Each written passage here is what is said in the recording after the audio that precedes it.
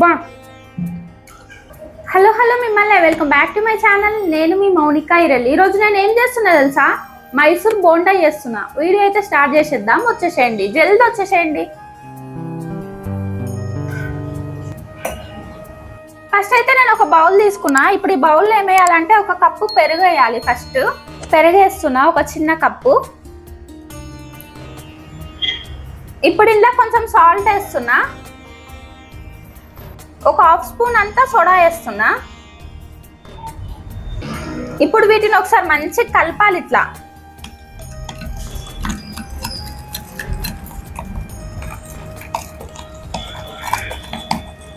ఇప్పుడు దీంట్లో ఒక కప్పు మైదా పిండి వేస్తున్నా. ఈ మైదా పిండి ఇట్లా వేసి ఒకసారి మంచిగా కలిపేద్దాం దీన్ని. పెరుగు పిండి కలిసేటట్టు కలిపిన తర్వాత కొన్ని వాటర్ పోసుకుంటా పిండిని మంచిగా కలపాలి. ఇప్పుడు నేను ఒక కప్పు వాటర్ తీసుకున్నా, అదే పెరుగు కప్పులనే వాటర్ పోసిన. వీటిని కొన్ని కొన్ని పోసుకుంటా కలపాలి. ఇక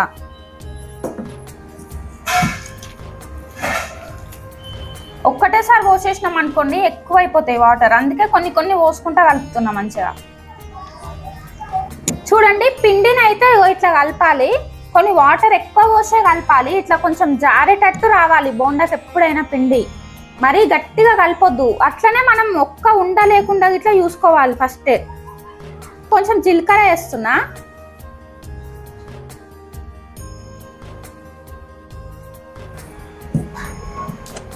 పిండిని ఎంత మంచిగా కలిపితే బోండాలు అంత మంచిగా పొంగుతాయి. అందుకే పిండిని మంచిగా కలపండి.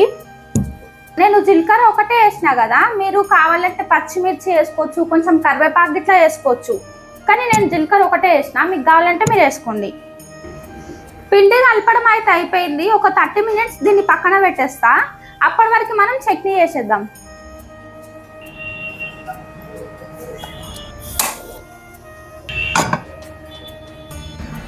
ప్యాన్ వేడైన తర్వాత కొంచెం ఆయిల్ వేయాలి. కొంచెమే ఆయిల్ వేయాలి, ఎక్కువ అవసరం లేదు.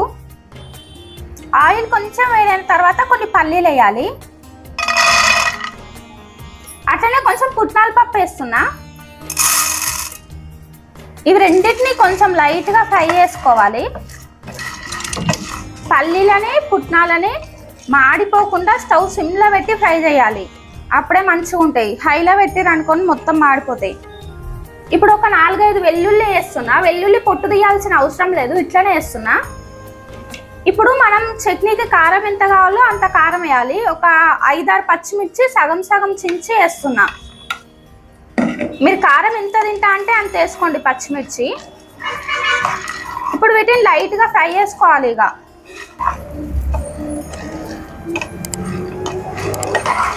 పచ్చిమిర్చి ఫ్రై చేస్తే ఏంటంటే కొంచెం పచ్చివాసన ఉండకుండా ఉంటుంది చట్నీలో పచ్చిమిర్చి, అందుకే ఫ్రై చేసేటప్పుడే వేస్తా. పల్లి చట్నీ అంటే మొత్తం పల్లీలతోటే కాకుండా అప్పుడప్పుడు ఇట్లా పుట్నాలు ఇట్లా వేసి వేయండి, చట్నీ టేస్ట్ మస్తు ఉంటుంది.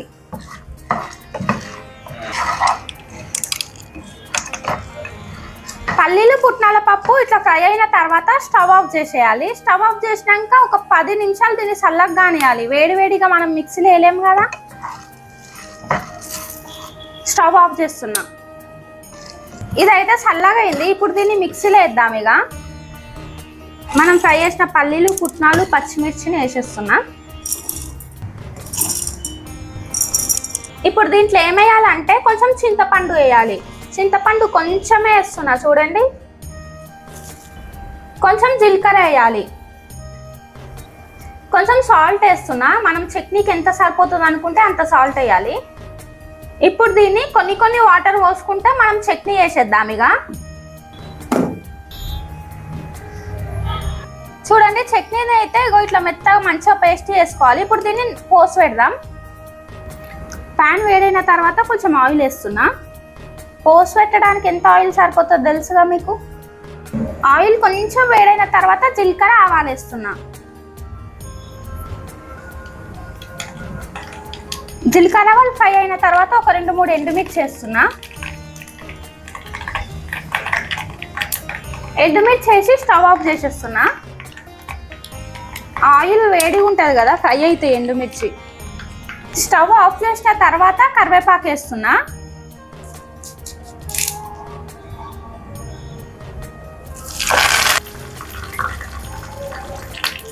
కరివేపాకు వేసేటప్పుడు అయితే మస్తు దూరం ఉండాలి అసలు. ఇప్పుడు ఈ పోస్ని చట్నీలు వేసేస్తున్నా.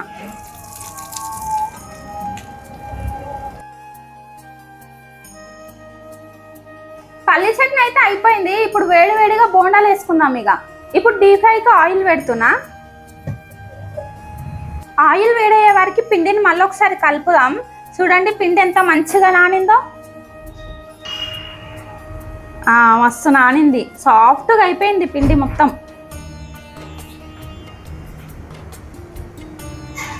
సూపర్ వస్తాయి బోండాలు.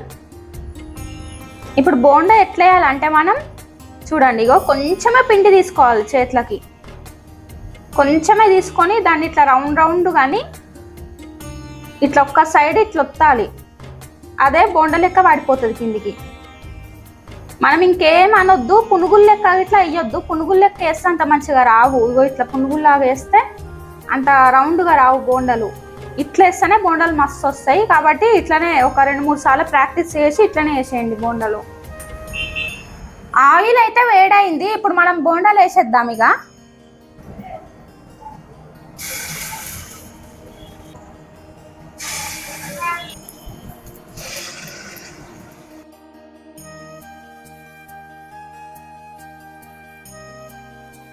స్టవ్ పెద్దగా పెట్టి ఫ్రై చేయొద్దు. ఈ బోండాలను ఎప్పుడైనా స్టవ్ సిమ్లో పెట్టే ఫ్రై చేయాలి. అప్పుడే లోపల ఉన్న పిండి గిట్లా మంచిగా ఫ్రై అవుతుంది. ఫస్ట్ వేసిన బోండా అయితే ఫ్రై అయ్యింది, తీసేస్తున్నా. ఇప్పుడు ఈ 4ని ఫ్రై చేద్దాం.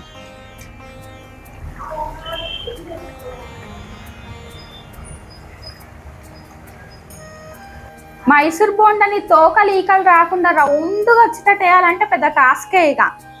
వచ్చిన వాళ్ళకైతే మంచిగా వేయడం వస్తుంది. లేదంటే ఇంత తోకలు వస్తాయి, వాటికి వంకర తింకర వస్తాయి, అవి బోండల్ లెక్క ఇట్లా కనిపించాయి.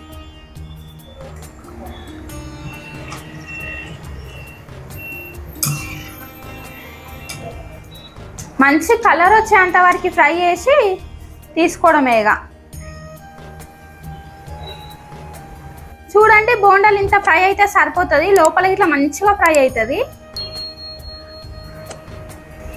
బోండాలు అయితే సూపర్గా వచ్చినాయి, అసలు మంచిగా పొంగుతున్నాయి. మీరు ఎప్పుడైనా బోండాలు చేయాలనుకున్నారనుకోండి, నైటే పిండి కలిపి నానబెట్టండి, పొద్దున్నే బోండాలు వేసుకోండి, మస్తు వస్తాయి. ఇట్లా అప్పటిదప్పుడు వేసుకోవడం కంటే నైట్ పిండి నానబెడితేనే బోండాలు మంచిగా వస్తాయి.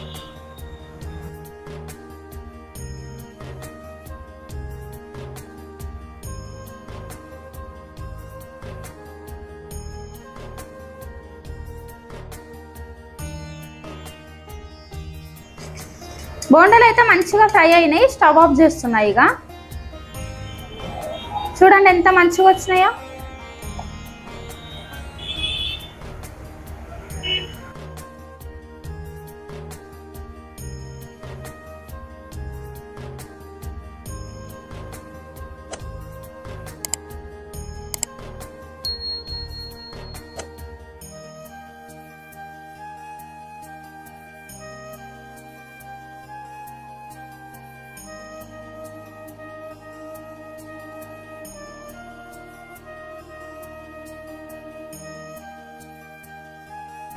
మైసూర్ బోండా పల్లి చట్నీ అయితే రెడీ అయిపోయింది. ఇప్పుడు తిని చెప్తా ఎట్లుందో.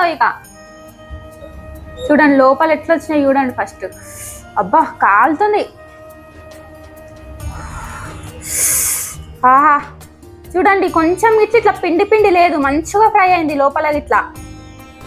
ఇప్పుడు దీన్ని మనం పల్లి చట్నీలో ముంచుకుంటే ఆహా. అట్లనే ఒక కరివేపాకు గిట్లా వేసుకుందాం ఇట్లా పైనుంచి. ఫస్ట్ అది మీకే టేస్టింగ్ టైం. ఫుల్లు వేడివేడిగా ఉంది.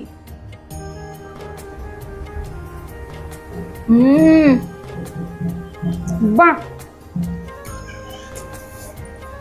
బా మస్తు మస్తు వచ్చింది. నేనే చేసిందా అనిపిస్తుంది. మామూలుగా లేదు అసలు టేస్ట్. పల్లి చట్నీ ఇట్లా టేస్ట్ అద్దరిపోయింది అసలు.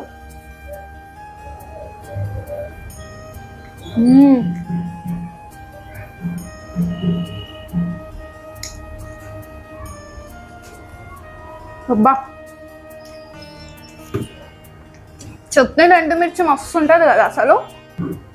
ఒక్క బొండితో అయితే అస్సలు ఆపలేం మనం, ఇవన్నీ తినాల్సిందే. ఇక నేనైతే బోండాలన్నీ తినేస్తా. ఇక మీరు ఏం చేయాలంటే ఈ వీడియో నచ్చితే లైక్ చేయండి, కామెంట్ చేయండి, సబ్స్క్రైబ్ చేయడం మాత్రం అస్సలు మర్చిపోకండి. Thank you for watching. Bye bye. Hello మిమ్మల్ని మీకేమైనా ఇంకా కొత్త రెసిపీస్ కావాలనుకుంటే కామెంట్ సెక్షన్లో అడగండి, నెక్స్ట్ చేసేస్తా. సరేనా? Bye bye.